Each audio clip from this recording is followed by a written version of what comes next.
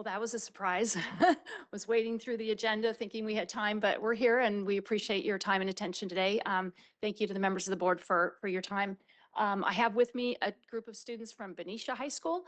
I will be giving a presentation first and then they will follow. So as I listened to the meeting this morning, and there's a lot of talk about grant funding, I do want to mention, I did not put it in my slides, that we're not fully, but we're a large part of our support comes from two grants that CAL FIRE issues, one in workforce development and one in wildfire prevention. So that is a foundation for our funding. We also have 40 sponsors and a few other smaller grants, but that allows us to offer this program free of charge to students and teachers. We also can support substitute teacher and transportation costs. So that's a huge part of what allows us to do what we're doing. So with that, I want to go ahead and get started. So let's see, I can switch to the next slide. Okay, so I'll be talking about reminding you of what is the Forestry Challenge for those that don't know. I do want to present statistics from 2025. This is an end of the year report.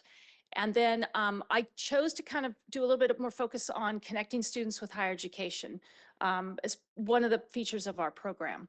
And then we'll have the student presentation from Benicia High School, and then you can ask questions and certainly jump in anytime if you do have questions. So what is the Forestry Challenge? It's basically a 4-day intensive academic program where we take students to the forest and we walk them through the steps in the scientific process in forestry.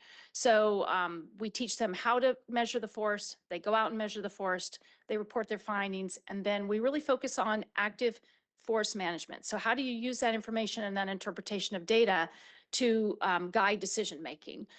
Each event has a different focus topic each year, and they are tailored to the location and what's happening on the ground at the time. We collaborate with landowners and land managers to provide them information that will inform their decision making.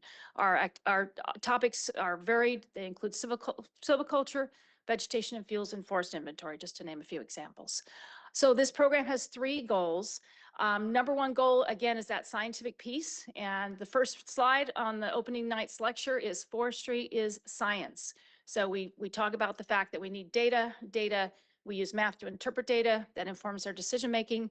These are some examples of the things that students are doing out in the field. Depending on the activity, they will use some or all of these tools to quantify the forest. Number 2 is that career piece, which ties into our workforce development grant. We want them to meet and get to know as many natural resources professionals as possible, not just foresters, but environmental scientists, loggers, and others who are working in the industry. So they have time to spend with those people. We have about 35 volunteers per event, and those people spend time with the students, interacting with them and talking about what they do and where they went to school and why they chose the field they chose and what they like about it. And then goal number 3 is just to have some fun. It's interesting to note that a lot of the students have never been to the forest, have not spent time in the forest. And even if they don't go into forestry as a profession, which most do not, to be honest, we do have some that do, but most do not. If they're out in the forest as adults enjoying it, that they can understand that there's active management can enhance their experience and their recreational experience in the forest as adults. Okay, so 2025 fall event statistics. I don't have numbers from last year, but I can tell you these numbers have gone up. We had 592 students at 5 events. So it was an increase from last year. I'll show you the chart of overall time. It's starting to level off. So we had about a 3.5% increase from last year. 78 schools, that number's gone up slightly. 131 teachers and chaperones. And this number went up quite a bit, 240 volunteers who donated over 2,900 hours of time. Without them, we could not do what we do. We have a very small staff of 3.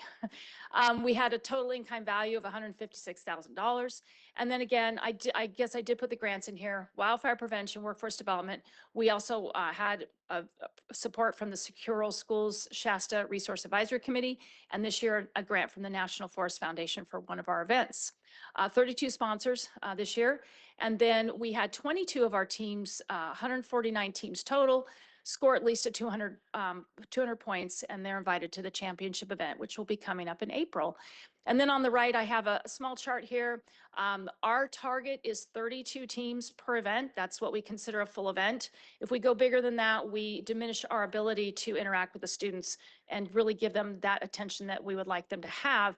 And you can see we hit that for 3 out of 5 of our events this fall. So that's a pretty big deal for us, is to hit that golden number, which we would like to do for all of our events. We'll keep striving towards that. All right, so this just gives you a sense of scale of how many people were involved. You see on the upper left the championship event, which was last April, and that was a culmination of the 2024 fall qualifiers. We keep that event a little bit smaller than the others on purpose, but you can see just large crowds of students out in the forest enjoying their experience. And so it's pretty, I don't know, it's really fun. I'm standing back there where the photographer is, and just to see those people and see all of those students who are involved in this program is quite gratifying. Okay, so over time, this program's been going for a long time. I started it in 2003, became a nonprofit, a separate nonprofit entity in 2010, and you can see that's when things started to take off. We're growing quite well until COVID. We did run a virtual year. That was a challenge, but we made it work. We actually had over 200 students participate, and then kept growing. And you can see how we're starting to level off, and that is by design. We don't intend to increase the number of events we run. We're pretty full up in the fall.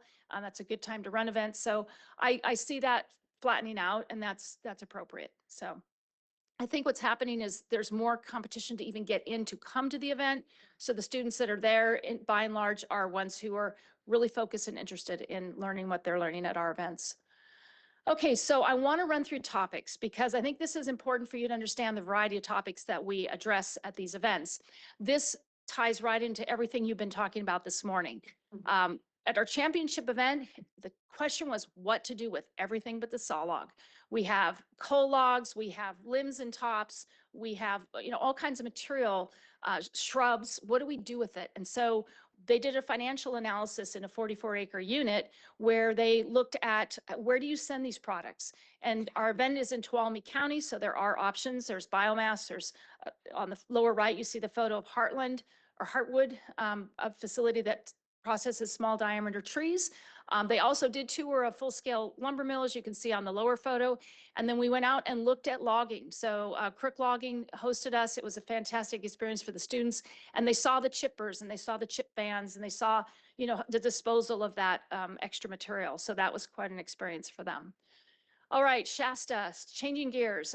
We went ahead and went into a commercial plantation that was planted in 2002. Very industrial question this year for this particular event.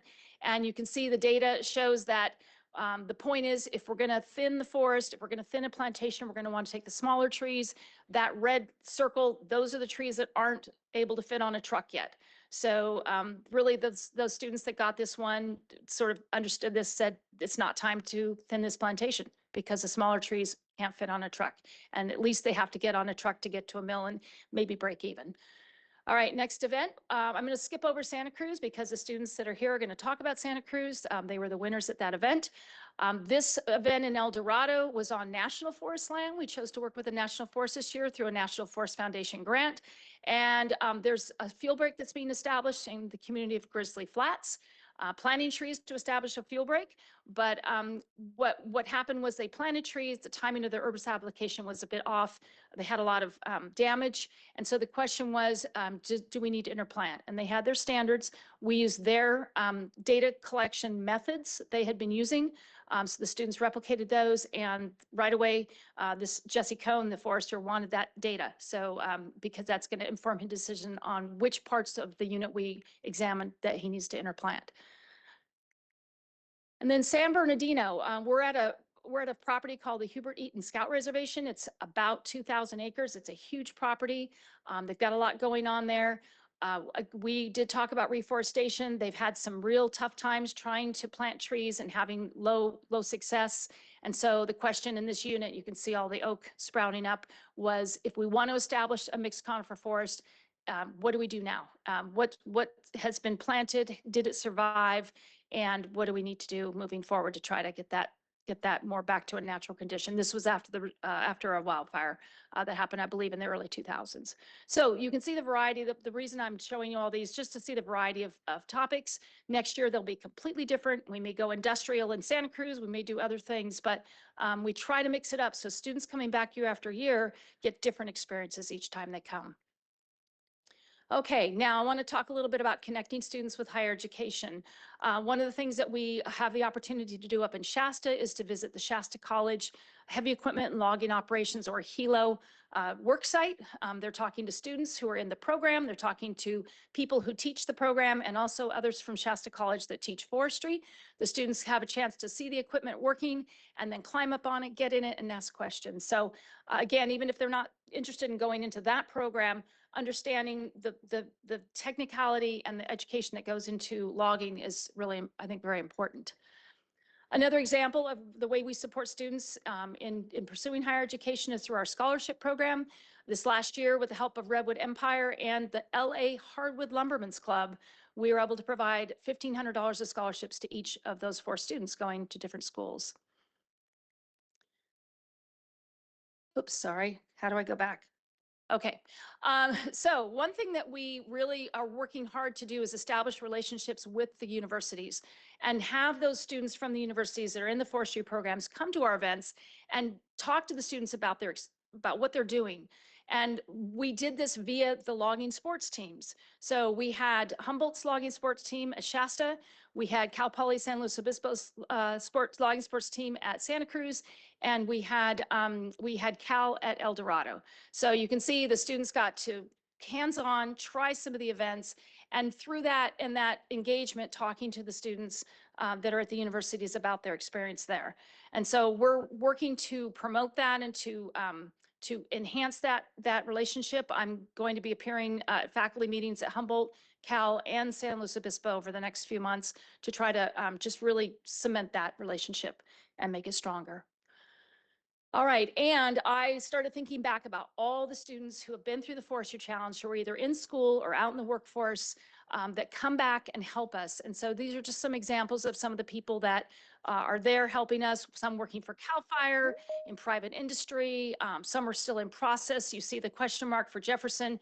I'm working with, trying to get Miles a job for the summer. Hopefully he'll be working with Jefferson Resource Company. So that's all in process. And so these students are, I'm helping them find summer jobs, and then as they go through their education, they're getting out into the workforce. So it's really gratifying to see, and the students at the program enjoy interacting with these people that are just a few years older than them. And I have another page of other examples of students that came back to help this year. There's many more out there, but these are the ones that could make it back to work with our students this year, and it really made a big impact. Okay, one other note is that we had college internships. We had work experience interns from various community colleges getting credit to come and volunteer with us. And many came to multiple events. For instance, Zoe Bailey from American River College, she's an environmental science major, but she comes to this thing and she starts looking at forestry and she starts getting excited about it. So I'm hoping to get her to the CLFA annual meeting to really help her dive into forestry, because she seems very interested. So that's another way we might be helping people who are in college sort of refine what they want to study. Okay, and so with that, I can answer questions later, but I'd like to bring the team from Santa Cruz up. Benicia High School, they had a 225.3 out of 250. That's a very, very high score. I just thought you might enjoy seeing the pictures of their reaction when they were awarded that first place trophy. So with that, we'll switch gears to their presentation, and I'll have them come up and talk to you.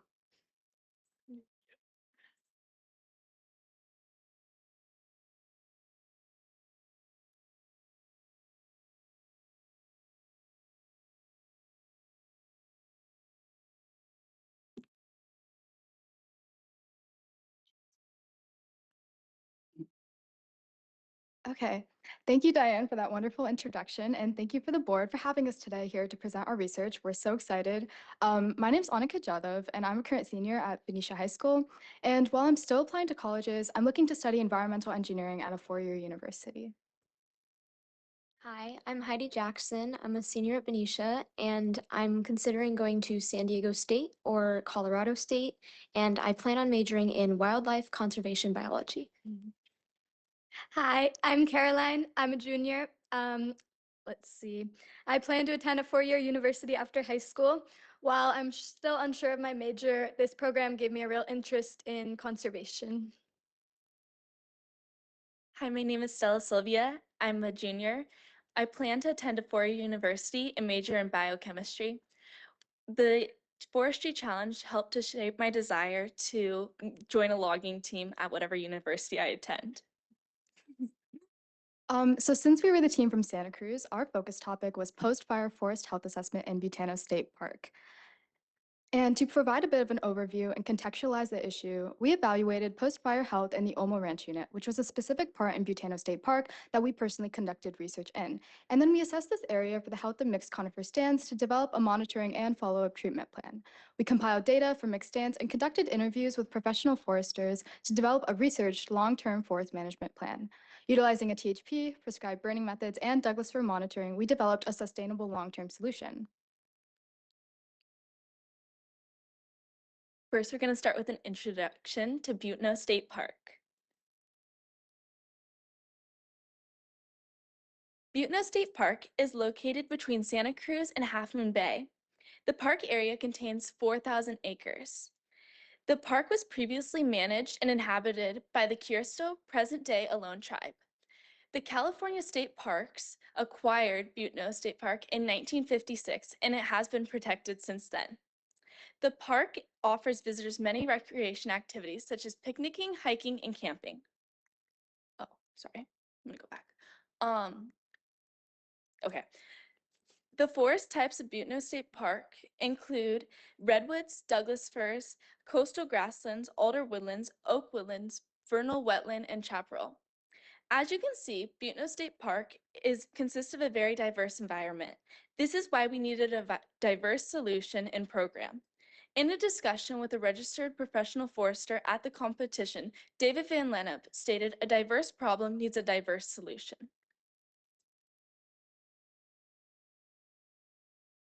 Sorry. Okay. In 2020, the CZU Lightning Complex fire burned 2,800 acres in the Santa Cruz Mountain. There was great ecological damage to Butano State Park. This included fire damage to trees. The range of damage was from light to heavy fire damage. For low to moderate damage, some trees were salvageable. For heavy fire damage, the result was dead vegetation. Due to the CZU fire, it required the San Mateo Resource Conservation District to create a plan to restore the Butano State Park back to a healthy state. This project was called the Butano State Park Forest Health Project. In the Butano State Park Forest Health Project, the post-fire forest was managed through manual and mechanical thinning of Douglas fir trees. The primary goals were first to reduce overly dense vegetation and reduce continuity and density of Douglas fir stands. Second was to maintain forest diversity by promoting residual hardwoods in the 8 to 16 diameter class. And third, promote long-term health. They aim to achieve this by reducing ladder fuels and install fuel breaks. Additionally, reduce understory density to prevent fuel for future fires. This project was funded by the Health Forest Grant by CAL FIRE. This applied to the Olmo Ranch by the process of tree clearing through mastication and prescribed burns. Mastication is the thinning of trees through the use of mechanical thinning. Prescribed burns are done after mastication, and they are the act of controlled fire. Okay, so as mentioned before, we wanted to evaluate the Olmo Ranch Unit within Butano State Park. And so this is where we collected our data, and this is where we also assessed the forest health. So to provide a timeline so you guys can better contextualize our plan, in 2020, the CZU lightning fire burned through the unit. And then in April 2023, this is when the Butano State Forest Health Project started. And then in August of 2023, a unit mastication occurred in which short diameter trees and loose biomass was masticated. And then in October of 2023, the unit received an understory thin. In fall of 2024, a prescribed fire was conducted, and finally in March of 2025, the project was completed and open for reassessment. So we want to particularly focus on October 2023, when the unit received an understory thin, and it's primarily because of these characteristics. Trees of 8 to 12 inches were chipped to a depth of 6 inches, logs of 12 to 16 inches were skidded to be decks, and approximately 4 trees per acre of 16 to 36 inches were left on the ground. So this project focused on the removal of Douglas fir trees over profit to return it to its natural oak and redwood forest conditions. As you can see, the Butano State Forest Health Project focused on the distinct removal of Douglas firs, with an aim to protect this area from future fires. Due to this project served as a short-term project with a quick fix to restore forest health. This is the gap our proposed plan seeks to overcome. We want to focus on long-term health and forest diversity rather than the short solution where only Douglas firs were cut, and to promote and maintain the area for longer for future fire conditions. And so here's a picture where we were in the area, and this was a part of our plot where we want our project and forest to look like this.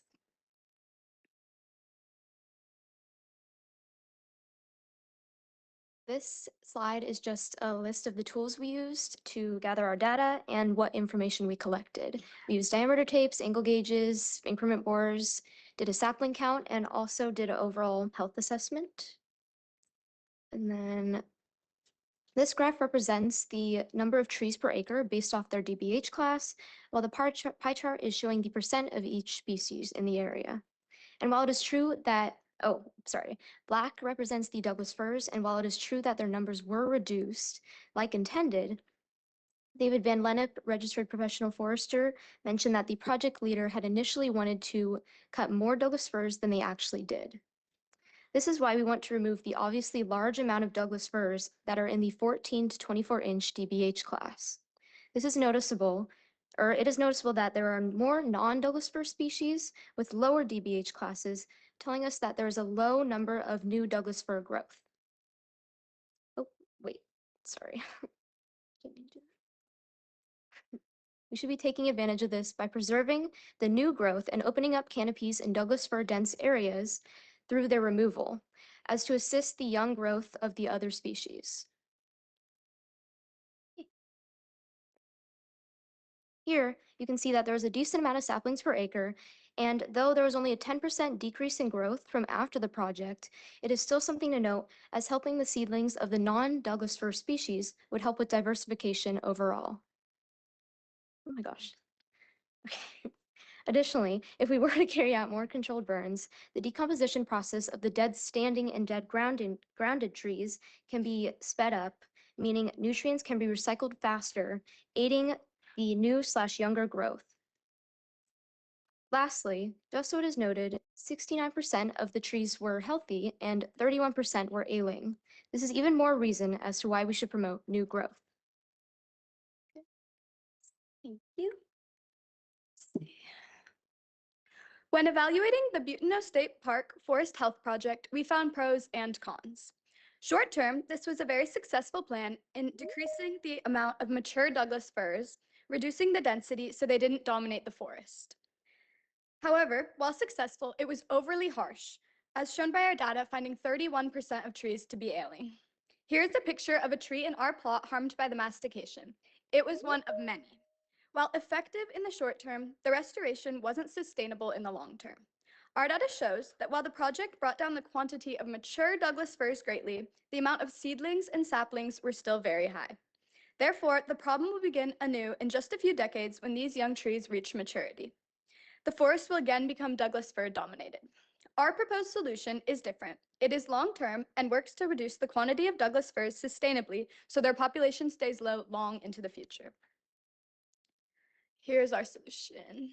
To avoid the same issues as the first project, our plan is multifaceted.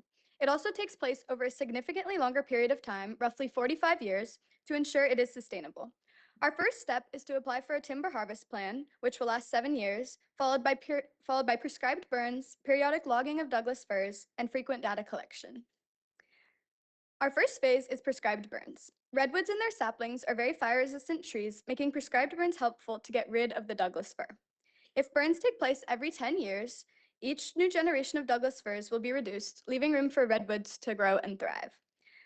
Another benefit is prescribed burns safely clear the understory, preventing dangerous future wildfires like the CZU lightning complex fire. Second, our plan involves the logging of approximately 1/3 of Douglas firs that are between 14 and 24 inches. Ideally, these loggings would take place 3 times, each 15 years apart, and happen simultaneously while the burnings go on. The profit from the logging can be used to fund the project as a whole, potentially, although it won't be the main source. We'll get into that later. As David As registered professional forester David Van Lennep said, this range, the 14 to 24 inch, is the sweet spot to log. We will leave the mature trees as we want to develop a mature forest and saplings for some new growth. Finally, arguably the most important step is monitoring and data collection. Every 3 to 5 years, data will be gathered to evaluate the effectiveness of this treatment plan. By assessing the quantity of Douglas firs, redwoods, and other trees, and comparing the different species over time, we can see if our plan is achieving the desired results.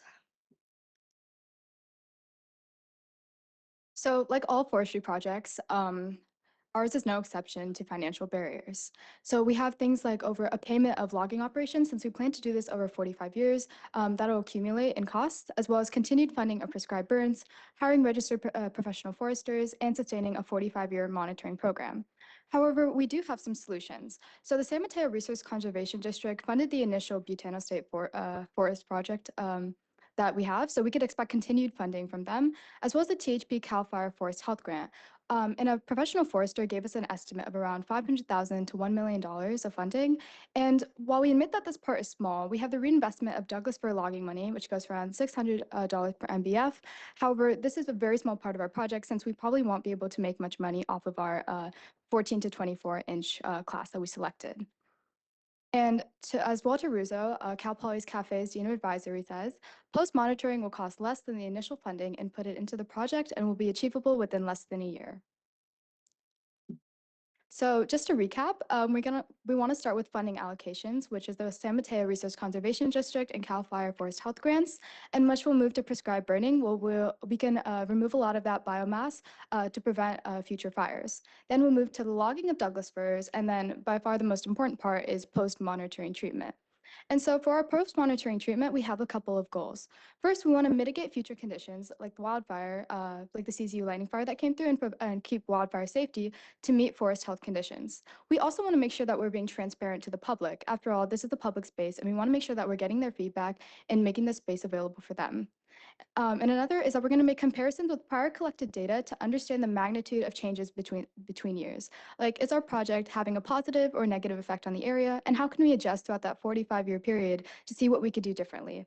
And lastly, this is a 45-year treatment plan, so we're going to be sustaining it over that amount of time. Thank you so much for your time. Thank you. That was an excellent presentation. I want to compliment you all on your public speaking skills, which oftentimes is very intimidating to people, and you all did an outstanding job. And I also want to congratulate you on the work that you did. And finally, I hope some of you down the road may consider working in the forest, because it's quite a challenge, and the program exposes you and all the others who've gone through it to the important issues that are facing our forests. And the more the public is aware of it and appreciates the benefits we receive from our forests, the better off all of us in the state of California will be. So great job, and congratulations again. So, do we have any questions from board members? I have a quick one. I want to echo Chair O'Brien's comments. Like, good job, awesome job speaking with confidence, and really, I'm just so impressed. My oldest son is a high schooler, and you guys just smoked him. So you just I raised the bar of my expectations when I get home. I'm gonna be like, I saw a pretty impressive presentation by girls your age.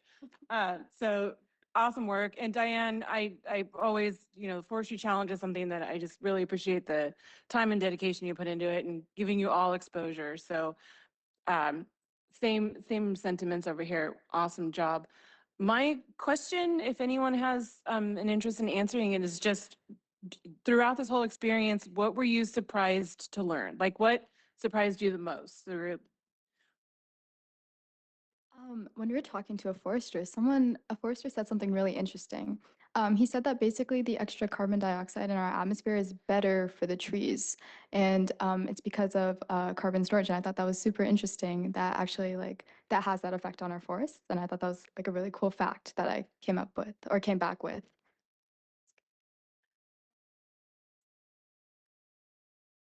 I was actually surprised to learn something about myself because I kind of went into the forestry challenge not knowing what I wanted to do, like in college, but it really opened my eyes to like the possibilities of careers involving the environment, and it was really inspiring to like what I wanted to do in the future.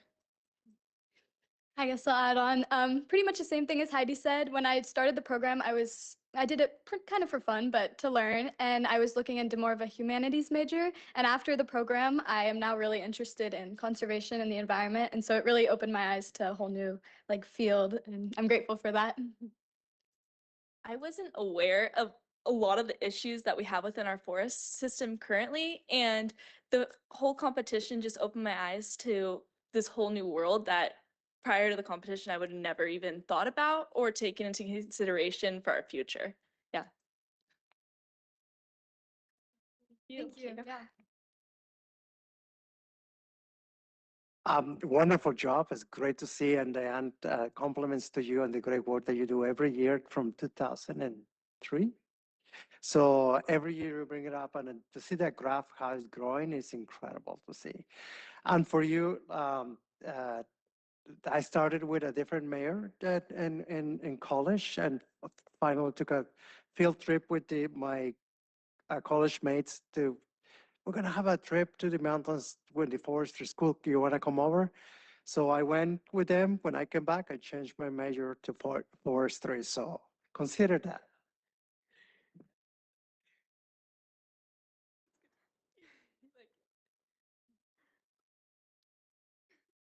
All right. Well, thank you very much. Just want to mention that this group, along with many, many others that are of incredible caliber, will be at the championship event in April, and you are all welcome to come and participate, judge the presentations, and just interact with these amazing students. All right. Thank you.